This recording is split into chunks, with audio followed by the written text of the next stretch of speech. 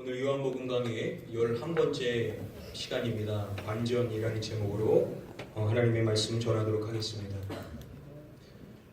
저희가 동물들 가운데 다리가 짧은 동물을 연상하면 우리가 빼놓지 않고 아마도 펭귄을 떠올릴 것입니다. 이 펭귄은 다리가 짧아서 불편해 보이고 실제로도 불편한 일들을 자주 당한다라고 이야기를 합니다. 근데 여러분, 이 펭귄에 대해서 혹시 알고 계십니까? 이 펭귄에 저에게 보이는 이 부분이 펭귄의 다리의 전부가 아니라고 합니다. 펭귄의 다리는요, 우리는 몰랐지만 이렇게 보이는 이 부위가 다 펭귄의 다리에 해당이 된다고 합니다. 엑스레이로 찍은 사진을 보시면요, 우리가 명확히 알 수가 있는데요, 우리 눈에는 되게 짧아 보이지만 사실 펭귄의 다리는 결코 짧지가 않다라고 이야기합니다. 이 기사를 찾아봤었을 때 제목이 귀여운 동물에 감춰진 반전이라고 되어 있었는데요. 여러분, 반전이 무엇입니까? 우리가 알고 있었던 내용이 이제 전환되는 것, 일의 형국이 뒤바뀌게 되는 것을 반전이라고 이야기를 하죠. 계속해서 우리는 요한복음의 말씀을 함께 살펴보고 있는데요. 오늘 본문 말씀인 2장 13절부터 22절 말씀을 살펴보시면 우리가 반전으로 여길 수 있는 그러한 말씀의 내용 등이 등장하는 것을 볼 수가 있습니다. 우리가 이 말씀을 이제 공강복음에 유사한 기사가 나와 있는 말씀과 비교해 보면서도 말씀을 살펴볼 수 있지만, 오늘 우리가 이 말씀을 나눌 때는 오직 이 요한복음의 본문의 말씀에만 우리가 집중하여서 우리가 말씀을 좀 살펴보고자 합니다. 우리 다음에 본문 말씀을 같이 한 목소리로 읽어보겠습니다. 유대인의 유월절이 가까운지라 예수께서 예루살렘으로 올라가셨더니. 저희가 지난 2주 동안 살펴봤었던 것처럼 예수님께서는 변방인 갈릴리 가나에서 시간을 보내셨죠. 거기서 혼례의 초청을 받으셔서 거기서 놀라운 일을 행해 주신 것을 우리는 말씀을 통해서 살펴봤습니다. 예수님은 물로 이제 포도주를 만들어 주시는 그런 놀라운 기적을 행해 주시죠. 자, 그리고 말씀 보시면은 예수님께서 이제 가나에서 잠시 가버나움으로 이동을 하십니다. 그리고 거기서 머물러 계시다가 다시 이동을 하시는데 어디로 가시냐면 바로 예루살렘으로 향하여 가십니다. 오늘 본문 말씀이 그 예루살렘에서 있었던 일을 다루고 있는 것입니다. 갈릴리 가나는 변방의 지역이죠. 그런데 예루살렘은 당시 모든 것의 중심지로서 많은 사람들이 사모하는 곳입니다. 특별히 오늘 본문 말씀을 보시면은 시기를 밝혀주기를 유월절이 가까운지라 라고 이야기를 해주고 있습니다. 학자들에 따르면 당시 6월절이 되면 수많은 사람들이 모이게 됩니다. 그 숫자가 사람들마다 다르게 학자들이 이야기하지만 대략 18만 명의 사람들이 웅집했을 것이다 라고 설명해 줍니다. 당시로서는 엄청나게 많은 사람의 숫자가 모이게 되는 것이죠. 갈릴리 가나에서는 작은 한 혼인 잔치였었습니다. 그런데 그 무대가 얼마나 커지게 되는 것이냐면 수많은 사람들, 당시 가장 많은 사람들이 모이는 그러한 장소로서 예수님의 그 무대가 변환되는 것을 살펴볼 수가 있다는 것입니다. 갈릴리 가나에서 제자들은 예수님의 놀라운 일을 보고 그분을 믿게 됐죠. 자, 그러한 일을 목도했었던 제자들이 이제 예수님께서 예루살렘으로 가시는 것을 보면서 함께 그곳을 갔었을 텐데요. 여러분, 그들 안에 솔직히 어떠한 마음이 있었겠습니까? 자, 가나에서 물로 포도주를 만드시는 놀라운 일을 행해 주셨다면, 잘은 모르지만 예루살렘에서는 수많은 사람들이 모여있는 그곳에서는 아마도 더 놀라운 일을 행해 주실 것으로 그들은 기대를 했었을 것입니다. 그렇게 되면 예수님을 따르는 자신들도 이제 주목을 받게 되는 것이지요. 그들은 내심 예수님이 얼마나 놀라운 일을 예루살렘에서 행해 주실까 부푼 기대를 갖고 그곳으로 함께 행했을 것입니다. 자, 그런데 정작 예수님께서 그곳에서 행하셨던 일들은 그들의 기대하고는 전혀 맞지 않는 충격적인 일이 이제 발생을 하게 되는 것입니다. 반전이 일어나게 되는 것인데요. 오늘 본문의 말씀은 그 상황을 먼저 이렇게 설명해 줍니다. 성전 안에서 소와 양과 비둘기 파는 사람들과 돈 바꾸는 사람들이 앉아 있는 것을 보시고, 성전 안으로 들어가신 것인데요. 거기에 소와 양과 비둘기를 파는 사람들이 있었다라고 설명을 해줍니다. 성전 안에서 소와 양과 비둘기는 무엇에 쓰는 것이겠습니까? 당시 그들이 희생 제물을 드리는 것으로서 쓰이는 것이죠. 또한 성경은 돈 바꾸는 사람들이 있었다라고 밝혀줍니다. 당시 그들은 성전세를 내야 했었는데요. 그들은 당시 쓰이는 것들 가운데 두로 화폐만으로 이 성전세를 내야 했다라고 합니다. 자, 그렇다면 당연히 다른 데서 왔었던 사람들은 환전을 해야만 했었던 것입니다. 그러니까 성전을 운행하는 데 있어서 이 짐승들, 희생 제물로 쓰이는 짐승들과 또 돈을 환전해 주는 것은 불가피한 일이었다는 것이죠. 자, 그런데 예수님께서 그러한 그들을 보고 행하셨던 첫 번째 모습이 무엇인지 이어지는 말씀은 이렇게 이야기하는 것입니다. 노끈으로 채찍을 만드사. 갑자기 예수님께서 노끈으로 채찍을 만드시는 것입니다. 무엇인가 이 분위기가 이상하게 흘러가는 것을 직감했었을 것입니다. 그리고 예수님께서는 그곳에 있는 양이나 소를 다 성전에서 내쫓으시는 것입니다. 그리고 돈 바꾸는 사람들의 돈을 쏟으시고 그 상을 엎으시는 것을 볼 수가 있었습니다. 그들의 입장에서는 매우 놀랄 수밖에 없는 그러한 광경을 그들이 목도하게 되었던 것인데요. 예수님께서 왜 이런 일을 행해 주셨는가? 이어지는 말씀에서 우리가 그 이유를 살펴볼 수가 있습니다. 성경은 이렇게 이야기를 해줍니다. 비둘기 파는 사람들에게 이르시되 이것을 여기서 가져가라. 내 아버지의 집으로 장사하는 집을 만들지 말라 하시니 라고 이야기합니다. 자, 예수님께서 누구에게 말씀을 해주시냐면 비둘기를 파는 사람들에게 말씀해 주십니다. 이것을 여기서 가져가라. 즉 그들이 파는 세장 안에 있는 이 비둘기들을 가지고 가라고 말씀을 해주신 것입니다. 그리고 밝혀주셨던 중요한 말씀이 무엇이냐면 내 아버지의 집으로 장사하는 집을 만들지 말라라고 말씀을 해주십니다. 지금 이 말씀에는 오이코스라는 집이라고 번역이 된 단어가 2개 등장을 하는 것을 볼 수가 있습니다. 예수님은 2개의 집을 말씀을 해주셨던 것인데요. 보통 우리의 관심을 끄는 집은 후자인 2번의 집일 것입니다. 예수님은 장사하는 집을 만들지 말라라고 말씀을 하셨죠. 우리는 보통 이것에만 집중을 하게 됩니다. 그들이 장사를 했었던 것이 문제구나 라고 그렇게 생각하고 쉽게 이 말씀을 넘어갈 수 있는데요. 우리가 놓치지 말아야 될 중요한 사항은 예수님께서 이러한 집에 대해서 이야기하기 전에 먼저 집을 이야기하실 때 이렇게 말씀을 하셨다는 점입니다. 내 아버지의 집으로 라고 말씀해 주셨습니다. 성전이 자신의 아버지의 집이다 라고 말씀해 주시고 그 집을 장사하는 집으로 만들지 말아야 됨을 일컬어 주셨던 것입니다. 이것에 대해서 게리 버츠 교수는 설명해 주기를 예수님의 반대는 어떤 탐욕이나 착취 때문이 아니라 그 거래들이 성전 안에서 이루어지고 있다는 사실에 있었다라고 밝혀줍니다. 그들이 장사를 했었던 것 그 자체가 문제가 되는 것이 아니라 그것이 어디에서 이루어졌기 때문에 문제였다는 것입니까? 성전 안에서 이루어졌기 때문에 문제였었음을 예수님은 지적을 하고 계신다는 것입니다. 본질은 그것이 성전이었다는 것이죠.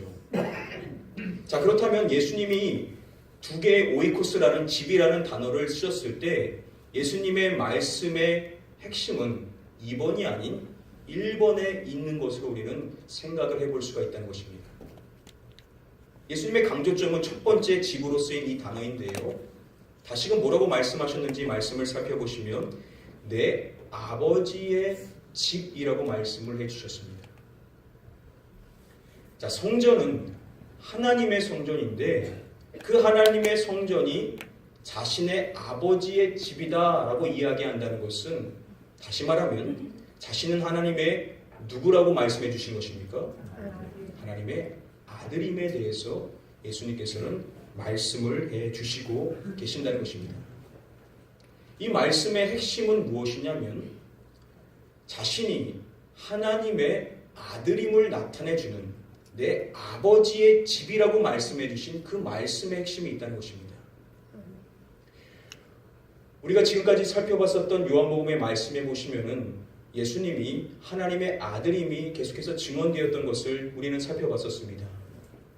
먼저 이 복음서를 쓴 사도 요한이 예수님을 이야기할 때 아버지의 독생자라고 이야기를 해주죠. 또한 세례 요한이 예수님을 증언할 때 그는 하나님의 아들이었음을 증언을 해주었습니다. 또한 제자들 가운데 나다나엘이 고백을 할 때 당신은 하나님의 아들이시요 라고 이야기를 했었습니다. 이렇게 지금까지는 다른 사람들의 입술을 통하여서 그분이 하나님의 아들이심이 드러났었는데요. 이전까지는 예수님이 직접 자신이 하나님의 아들임을 나타내신 적이 한 번도 없었습니다. 그런데 이제 최초로 예수님이 자신의 입술로 친히 본인이 하나님의 아들임을 나타내는 그러한 말씀이 등장을 하는 것입니다. 바로 내 아버지의 집. 다시 말하면 자신이 하나님의 아들임에 대해서 말씀을 해 주셨다는 것이죠. 지금 이 말씀은 이와 같은 사실을 누구에게 말씀해 주셨다라고 서두에 이야기해 줍니까? 비둘기 파는 사람들한테 이야기를 해줬다는 것입니다.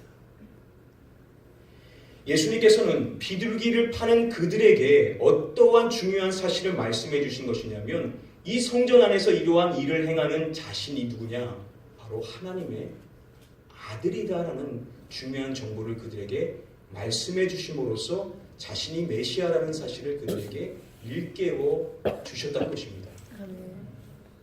여러분, 우리가 이 부분을 그냥 빼놓고 예수님이 보이셨던 그 현상의 일만을 보게 되면 예수님께서 평소와 다르게 아주 과격하게 행동하시면서 그들을 내쫓았구나 라고만 생각할 수 있지만 사실 이 말씀 안에서의 반전은 무엇이냐면 그러한 성전을 청결케 하시는 그러한 예수님의 행적 가운데도 예수님은 중요한 사실을 알려주시는데 무엇이냐? 자신이 하나님의 아들이라는 사실, 자신이 그들이 그렇게도 고대했었던 메시아시라는 사실을 그들에게 친히 말씀해 주셨다는 것입니다. 아멘.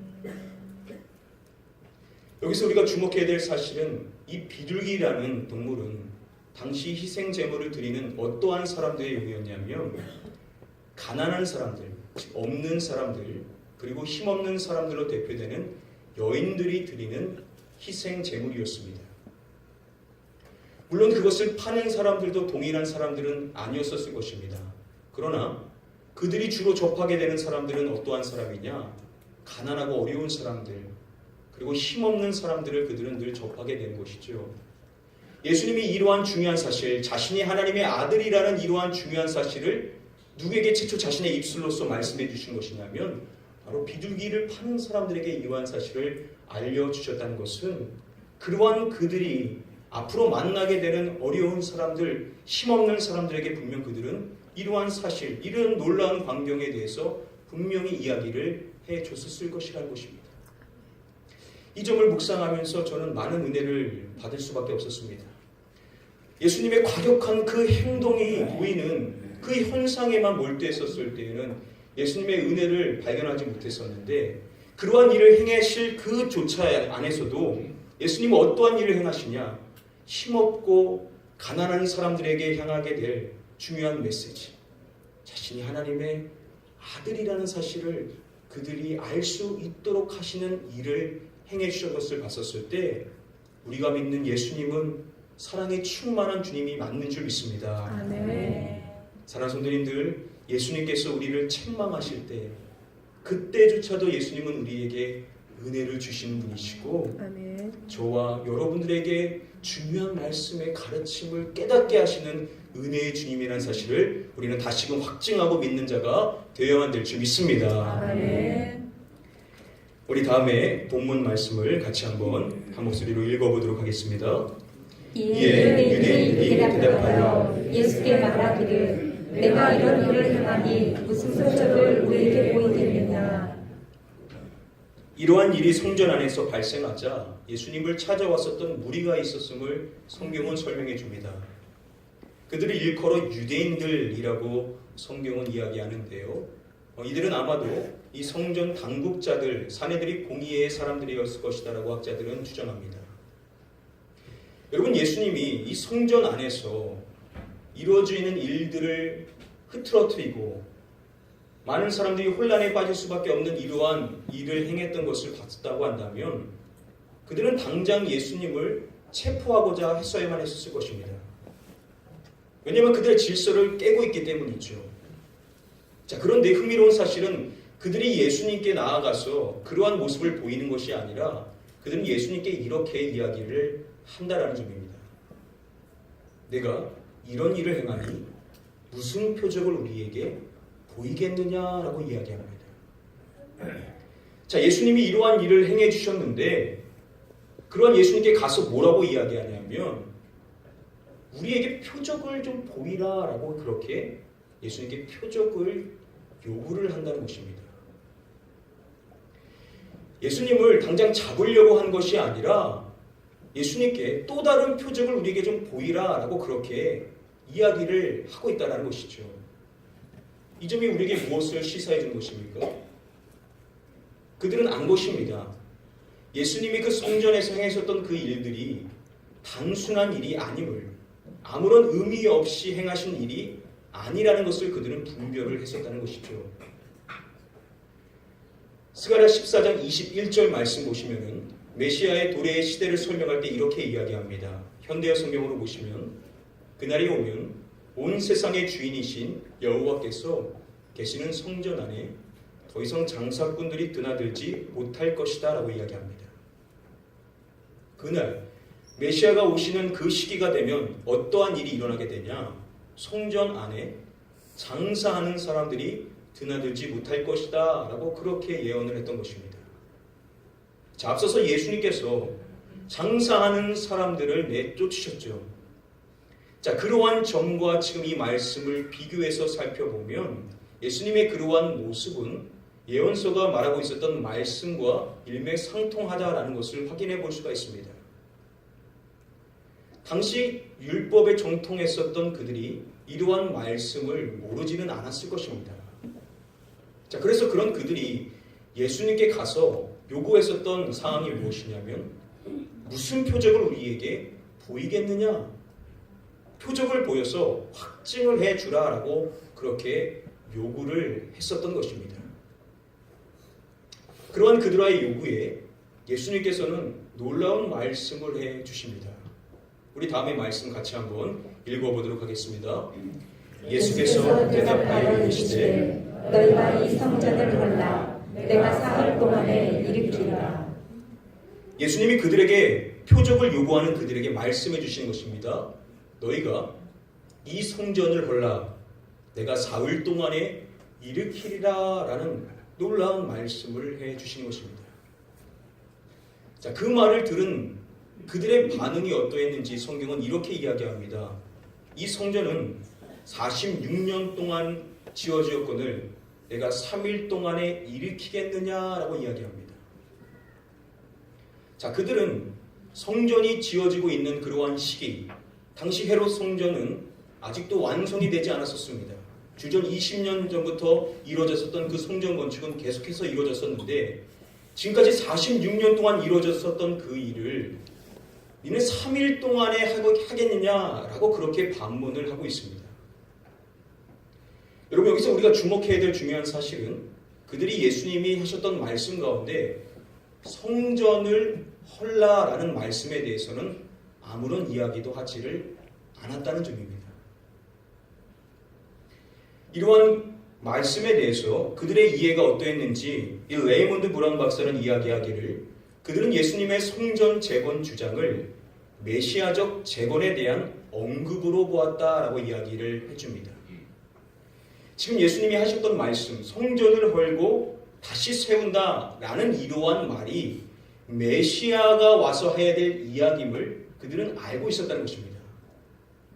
그것이 공강복음의 말씀에서 확인해 볼 수 있다라고 학자들은 설명해 주는데요. 성경에 보시면은 성전을 헐고 사흘에 짓는 자여 네가 만일 하나님의 아들이여거든 이라고 이야기합니다.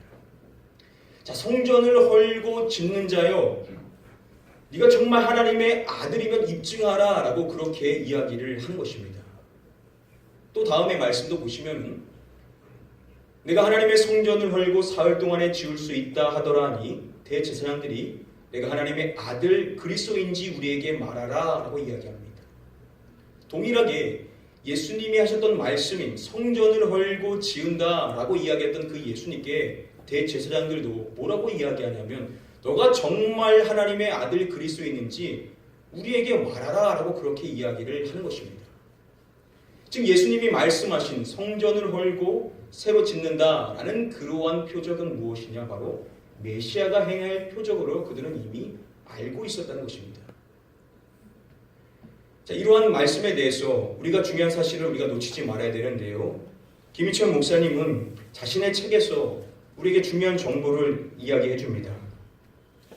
당시 이 유대인들은요, 그들의 성전이었었던 헤롯 성전에 대해서 만족하지를 않았다고 합니다. 당시 제사장들은 그들이 원하는 사독 계열의 제사장들이 아니었고, 그리고 제사장들은 임시직이었다고 합니다.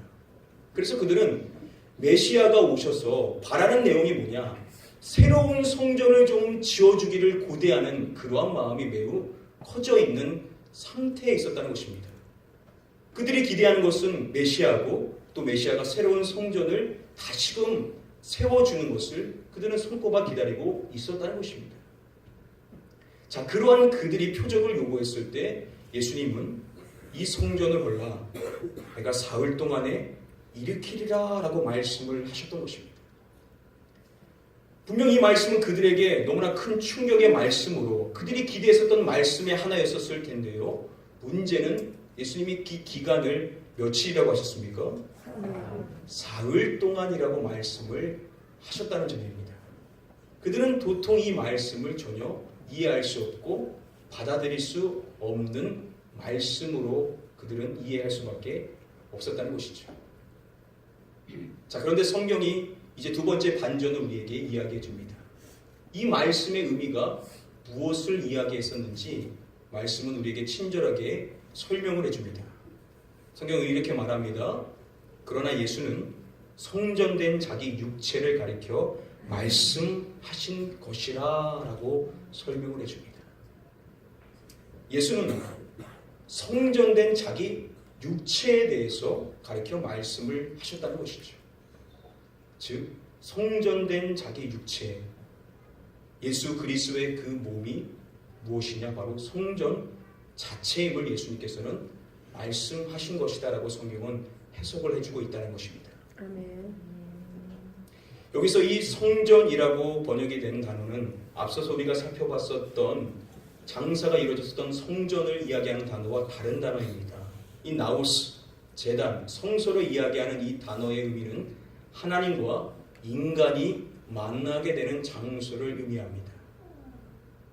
우리가 무엇을 알 수 있습니까? 예수님이 가르쳐 주셨던 중요한 말씀의 가르침은 무엇이냐? 이제 더 이상 외형상의 그 건물이 하나님을 만날 수 있게 하는 것이 아님을 이야기하면서 누구를 통해서 하나님을 만날 수 있느냐? 바로 성전 자체이신 자신으로 말미암아 이제 하나님을 만날 수 있게 된다는 사실을 예수님은 그들에게 말씀해 주셨다는 것입니다. 아멘. 우리가 하나님과의 만남을 간절히 사모한다라고 한다면 우리가 간절히 사모해야 될 분은 누구시냐? 바로 성전 자체이신 예수 그리스도, 그분을 사모하고 그분의 은혜를 갈급해야 할 때 우리가 하나님을 만날 수 있다라고 우리에게 말씀해 주시는 줄 믿습니다. 아멘. 예수님께서는 우리에게 너무나도 중요한 다음의 말씀을 해주셨습니다. 우리 다음의 말씀을 같이 한번 한 목소리로 읽어보도록 하겠습니다. 예수께서 이르시되 내가 곧 길이요 진리요 생명이니 나로 말미암지 않고는 아버지께로 올 자가 없느니라. 아멘. 예수님께서는 말씀해 주셨습니다. 내가 곧 길이요 진리요 생명이니 나로 말미암지 않고는 아버지께로 올 자가 없느니라 라고 말씀해 주셨습니다. 사랑하는 성도님들, 우리가 하나님을 알기를 원하고 하나님을 만나기를 원하며 하나님을 체험하기를 원한다면 우리가 오직 사모해야 될 분은 예수 그리스도, 그분 한 분밖에 없다는 사실을 우리는 다시금 확증하는 자가 되어야만 될 줄 믿습니다. 아멘. 사랑하는 성도님들, 보이는 현상이, 건물이 우리로 하나님을 만나게 하는 것이 아니라 예수 그리스도, 성전 자체 되신 그 예수 그리스도를 사모하고 그분을 고대하며 그분의 은혜를 사모하는 인생이 될 때 우리는 하나님을 만날 수 있고 하나님을 더 깊이 알 수 있다는 사실을 우리는 다시금 깨닫고 예수 그리스도 중심의 신앙생활을 하는 저와 여러분들이 되어야 될 줄 믿습니다. 아멘. 우리 마지막으로 다음에 본문 말씀 같이 한번 한 목소리로 읽어보도록 하겠습니다. 죽은 자 가운데서 살아나신 후에야 제자들이 이 말씀하신 것을 기억하고 성경과 예수께서 하신 말씀을 믿었더라. 이제 성경이 결론을 맺기를 예수님을 따르는 제자들에 대해서 설명을 해주는 것입니다. 서두에 보시면은 죽은 자 가운데서 살아나신 후에야 라고 이야기합니다. 누구께서 죽은 자 가운데서 살아나셨음을 이야기합니까? 예수 그리스도께서 죽은 자 가운데서 살아나신 후를 이야기합니다. 자, 여기서 쓰인 살아나다라고 이 번역이 된 이 에게이로라는 단어가 이미 앞서서 우리가 살펴봤었던 예수님의 말씀에 등장을 했습니다. 예수님께서 표적을 구하는 유대인들에게 이 성전을 헐라 내가 사흘 동안에 일으키리라, 바로 이 일으킨다라는 단어가 에게이로라는 단어입니다. 우리가 무엇을 명확하게 알 수 있습니까? 자신의 성전 대신 자신의 그 몸, 그 육체가 사흘 동안에 일으키실 것이다. 바로 이것은 예수 그리스도의 부활의 사건에 대해서 예수님께서 일찍이 예고해 주셨던 말씀임을 우리가 확인을 해볼 수가 있다는 것입니다. 그런데 문제는 그 말씀, 이 중요한 말씀을 듣고 있었던 유대인들뿐만 아니라 예수님을 따르는 제자들, 예수님을 믿는다는 그들도 이러한 중요한 말씀을 놓쳤다는 것이죠. 이 말씀을 그들은 깨닫지를 못했다는 것입니다. 그런데 언제 그들이 이 말씀을 깨닫게 되었음을 성경은 이야기하냐? 죽은 자 가운데서 살아나신 후에야. 그들이 인생을 걸고 따라섰던 예수님께서 십자가에서 연약하게 죽으신 것입니다. 그것을 보고 그들이 얼마나 낙심했겠습니까? 그런데 반전이 일어난 것입니다. 예수 그리스도께서 죽은 자 가운데서 살아나신 것을 그들이 목도하게 되었던 것이죠. 그리고 그들의 인생이 바뀌게 되었습니다. 그 바뀌게 된 것을 설명할 때 성경은 이렇게 이야기해 준 것입니다. 제자들이 이 말씀하신 것을 기억하고 성경과 예수께서 하신 말씀을 믿었더라라고 이야기를 해줍니다. 그들이 언제 하나님의 말씀을 믿고 예수 그리스도의 그 말씀이 생명의 말씀임을 명확하게 분별하고 확신할 수 있었냐? 죽은 자 가운데서 살아나신 후에야, 즉 예수 그리스도 그분께서 부활하셨음을 그들이 목도하고 그들 안에 부활의 신앙이 자리하게 되었었을 그때 그들은 하나님의 말씀, 그 말씀이 진실이고 그것이 진리고 그것이 살아있음을 그들은 명확하게 확신할 수 있었다라고 우리에게 말씀해 주고 있다는 것입니다. 아멘. 우리가 요즘 성경 통독을 하고 있는데 어떨 때 보면 우리가 말씀을 읽으면서도 이 말씀이 나에게 주는 의미가 무엇인지 우리가 전혀 분별하지 못하고 그저 형식적으로 읽게 될 때도 우리가 있는 것이 우리의 솔직한 마음일 것입니다. 그거 왜 그러냐는 것이죠. 우리에게 부족한 것이 있는데 그 부족한 게 무슨 신앙이라는 것입니까? 부활신앙. 부활의 신앙이 확고히 자리 잡히게 되면 성경이 예수님이 하신 그 말씀이 진실이고 그것이 생명이며 내 인생을 바꿀 수 있는 가장 고귀한 말씀이라는 것을 믿을 수 있다라고 우리에게 말씀해 주고 있다는 것입니다. 아멘. 사랑하는 성도님들, 하나님의 말씀이 저와 여러분들에게 주시는 생명의 말씀으로 받아치기를 원하신다라고 한다면 우리가 다시금 확고히 세워야 될 믿음은 무엇이냐? 부활의 믿음. 아멘. 예수 그리스도께서 잠자는 자의 첫 열매 되심으로 말미암아 모든 믿는 자에게 부활의 소망을 주셨다는 사실을 우리는 다시금 확실히 믿는 자가 되어야만 될 줄 믿습니다. 아멘. 시간 여러분들 축복합니다. 부활의 신앙으로 무장하셔서 아멘. 하나님의 말씀이 여러분들에게 모두 은혜로 다가오게 되시기를 주님의 이름으로 간절히 축복하며 축원드립니다. 아멘. 한 가지만 말씀드리고 오늘 말씀 맺도록 하겠습니다. 프랑스 루브르 박물관에 가시면요, 가장 큰 작품으로 유명한 그러한 그림이 있습니다.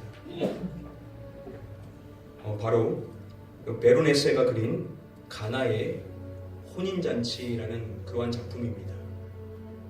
베네로세는 이 16세기 베네치아를 배경으로 이 가나의 혼인잔치를 각색했는데요. 이 그림에 보시면은 중요한 상징이 그려져 있는 것을 볼 수가 있습니다. 지금 가운데 보시면은 예수님이 계시죠. 그 예수님 위쪽에 보시면은 검은 병 하나가 있는 것을 확인해 볼 수가 있습니다. 이것이 무엇을 의미하냐면 장차 예수 그리스도께서 십자가에서 흘리실 보혈을 상징하는 그러한 그림입니다.